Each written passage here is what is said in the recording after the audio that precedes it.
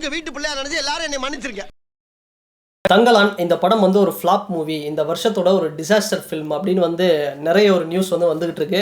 இது உண்மையா அப்படின்னு பார்த்தோம்னா தங்கலான் வந்து ஃப்ளாப் மூவி அப்படிங்கிறத விட ஃப்ளாப் பண்ணப்பட்ட மூவி அப்படின்னு வந்து சொல்லலாம். ஏன்னா அதுக்கு காரணம் இந்த படத்தோட டைரக்டர் பா ரஞ்சித் அவர்கள் இந்த படத்தோட ரிலீஸுக்கு முன்னாடி அவருடைய பரபரப்பான பேட்டி இதெல்லாம் தான் இந்த படத்தை வந்து பெரிய அளவில் கொஞ்சம், அதாவது விமர்சன ரீதியாக இந்த படம் வந்து ஒரு நல்ல படம்னே சொல்லலாம். ஆனால் அந்த வியாபாரம் அப்படின்னு பார்க்கும்போது இந்த படத்துடைய ஓடிடி அண்டு தியேட்டர் கலெக்ஷன் இதெல்லாமே நார்த் இந்தியா ரிலீஸ் இதெல்லாமே ஒட்டு மொத்தமாக பார்த்தோம்னா ஒரு 20 கோடி ரூபா வந்து கம்மியாக தான் வந்திருக்கு அப்படின்னு வந்து சொல்கிறாங்க.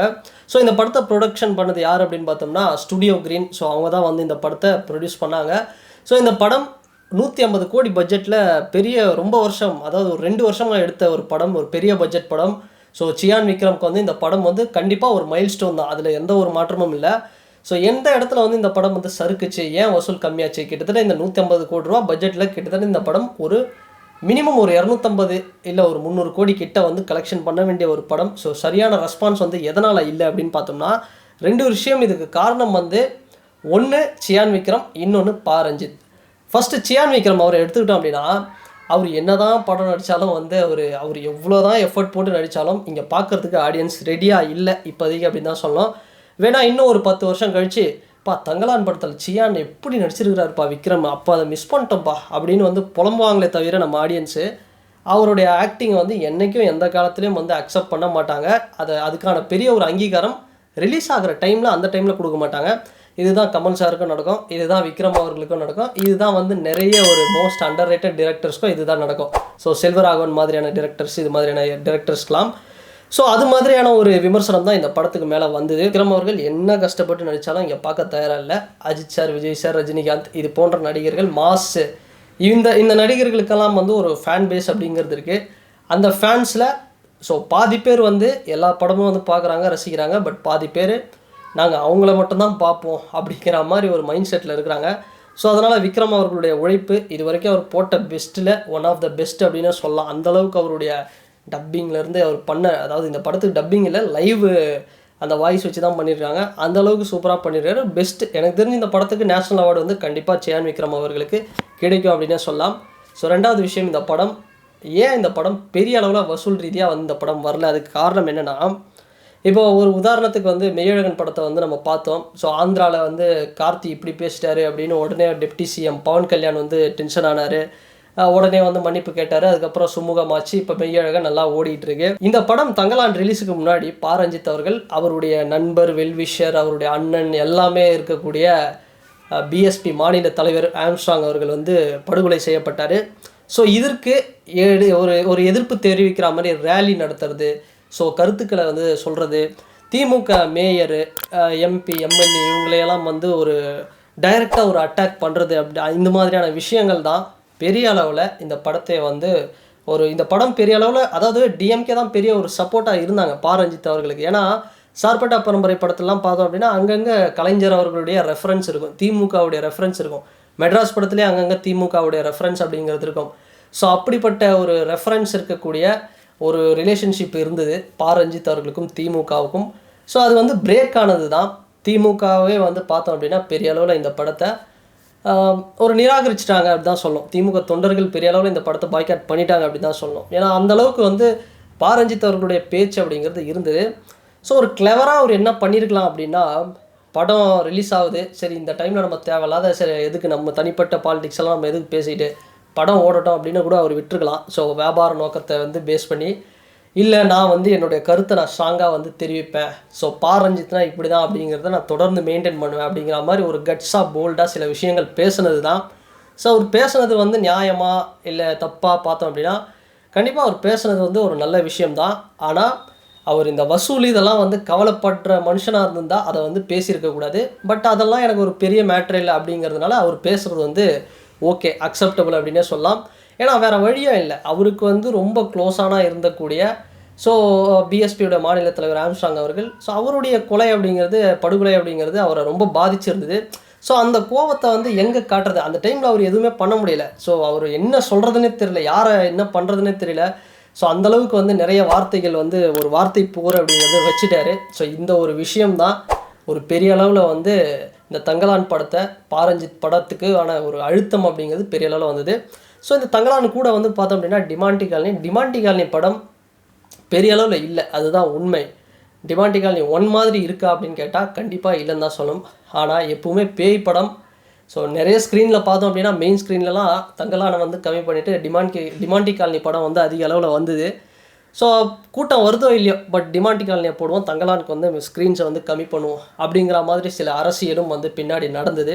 ஸோ அது மட்டும் இல்லாமல் மாமன்னன் படத்தில் பார்த்துருப்போம். ஸோ ஒரு ரிசர்வ்டு தொகுதியில் 2 பட்டியல் சமூகத்தை சேர்ந்தவர்களை வச்சு ஒரு அரசியல் நடக்கும்.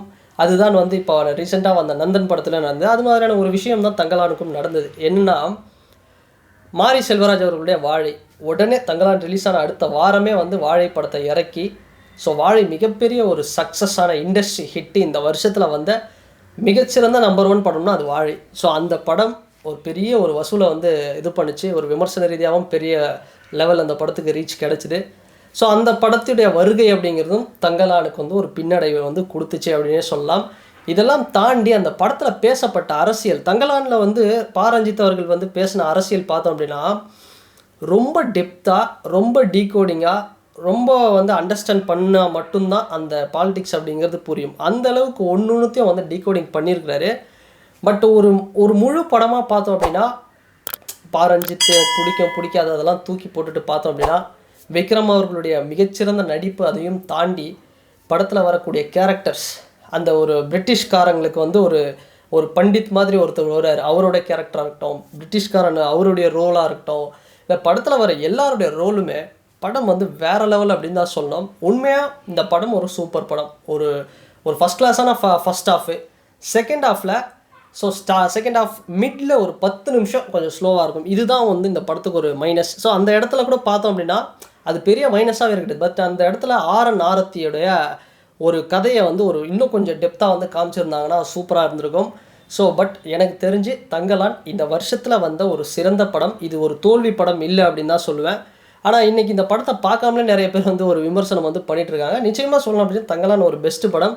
பட் இந்த படத்துக்கு பின்னாடி நிறைய அரசியல் இருக்குது. பாரஞ்சித் அப்படிங்கிற ஒரு மனிதன் மேலே வைக்கப்பட்ட ஒரு டார்கெட்டு, எப்படியாவது ஸோ அவருடைய பேரை வந்து டேமேஜ் பண்ணணும்னா அவர் படத்தை அழுத்தணும் அப்படிங்கிற ஒரு காரணத்தினால தான் தங்கலான் அப்படிங்கிறது வணிக ரீதியாக வசூல் வந்து பெரிய லெவலில் வராத அளவுக்கு போச்சே தவிர, தங்கலான் ஒரு சிறந்த ஒரு படைப்பு, தமிழ் சினிமாவின் ஒரு சிறந்த ஒரு படம். ஸோ இதில் இருக்கக்கூடிய இந்த அரசியல் அப்படிங்கிறது நிச்சயமாக அதுதான். இப்போ பிரசாந்த் ரிவ்யூவர் கூட வந்து சொல்லியிருப்பார் ஒரு வீடியோவில், இந்த நந்தன் படத்தோட ரிவ்யூவில், இங்கே இருக்கக்கூடிய பூர்வக்குடிகள், இங்கே இருக்கக்கூடிய ஆதிக்குடிகள் யார் அப்படின்னா பட்டியல் சமூகத்தை சேர்ந்தவர்கள். அவங்க தான் வந்து அந்த ஆதிக்குடி அப்படியா வராங்க. ஸோ அந்த மாதிரி இங்கே இருக்கக்கூடிய பட்டியல் சமூகத்தை சேர்ந்தவர்கள், இன்றைக்கி தாழ்த்தப்பட்டவர்கள்னு சொல்லக்கூடியவர்கள், இல்லை பழங்குடி இனத்தை சேர்ந்தவர்கள் அப்படின்னு சொல்லக்கூடியவர்கள்லாம் வந்து பார்த்தோம் அப்படின்னா உண்மையான ஆதிக்குடி. ஸோ அது போன்ற ஒரு கதை கட்டமைப்பு தான் தங்கலானும். ஸோ உண்மையான ஒரு வரலாற்றை ஒரு அழகாக வந்து ஒரு நீட்டாக சில விஷயங்களை வந்து டீகோட் பண்ணியிருக்கிறாரு. எனக்கு தெரிஞ்சு இன்றைக்கி பேசப்படுமா இந்த தங்கலான் அப்படின்னு எனக்கு தெரியல. நிச்சயமாக ஒரு காலத்தில் விக்ரம் அவர்களுடைய நடிப்பும் ரஞ்சித் அவர்களுடைய டைரக்ஷனும் பெரிய அளவில் இந்த படம் வந்து பேசப்படும். இன்றைக்கி இல்லைனாலும் ஒரு நாள் வந்து கண்டிப்பாக பேசப்படும். ஸோ அவர் படங்கள் பொறுத்தவரைலாம் அப்படி தான், ஸ்லோ பாய்சன் தான். மெட்ராஸாக இருக்கட்டும், அட்டகத்தியாக இருக்கட்டும். ஸோ என்ன கேட்டால் பெஸ்ட்டு கேட்டால் நான் சார்பட்டா பரம்பரை தான் சொல்லுவேன். பட் அதுக்கு அடுத்தபடியாக மெட்ராஸ் படத்தை தங்கலானையும் வந்து ஒரே லெவலில் தான் நான் வைக்கிறேன், செகண்ட் பிளேஸில். அதுக்கப்புறம் வந்து கபாலி, காலா இது மாதிரியான படங்கள். பட் அட்டகத்தி வந்து பார்த்தோம்னா அது தனி ஜேனர். ஸோ அது வந்து அது ஒரு லேண்ட்மார்க், அது தனி, அது ஒரு ஜாலியான படம். அதை வந்து நம்ம தனியாக வச்சுருவோம். பட் ஸ்டில் பெஸ்ட் ரஞ்சித் அவர்களுடைய சார்பட்டா பரம்பரை அப்படின்னு சொல்லலாம். ஸோ இதை தாண்டி தங்கலான் ஒரு 2வது மிகச்சிறந்த படைப்பு. ஸோ என்னுடைய அந்த பட்டியலில் நான் சொல்லணும் அப்படின்னா தங்கலான் வந்து ரஞ்சித் அவருடைய 2வது மிகச்சிறந்த ஒரு படைப்பு அப்படின்னு தான் சொல்லணும். அதனால் இந்த படத்தை பார்க்காமலே நிறைய பேர் இன்னமும் வந்து விமர்சனம் பண்ணிகிட்டு இருக்காங்க.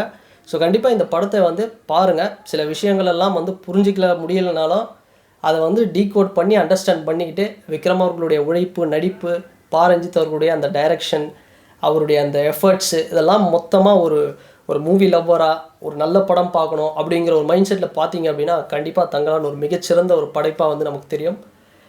ஸோ அதுதான் என்னை பொறுத்த வரைக்கும் தங்கலான் ஃப்ளாப்பா டிசாஸ்டரா அப்படின்னா கிடையாது. பட்டு ஒரு சில திட்டமிடப்பட்டு ஒரு ஃப்ளாப்பாகவும் டிசாஸ்டர் மாதிரியும் ஒரு தோரணை அப்படிங்கிறது தங்கலான் மேலே வந்து வச்சுருக்காங்க. ஸோ இதுதான் உண்மையும் கூட. அண்ட் இந்த வீடியோ பற்றின உங்களுடைய கருத்துக்கள் என்ன அப்படிங்கிறது இந்த கமெண்ட் செக்ஷனில் பதிவிடுங்க. அண்ட் இந்த வீடியோ உங்களுக்கு பிடிச்சிருந்ததுன்னா லைக் பண்ணுங்கள், ஷேர் பண்ணுங்கள், கமெண்ட் பண்ணுங்கள், சப்ஸ்கிரைப் பண்ணுங்கள். அண்ட் வேற ஒரு வீடியோவில் வேற ஒரு கண்டென்ட்டில் நான் உங்களை பார்க்குறேன். பாய்.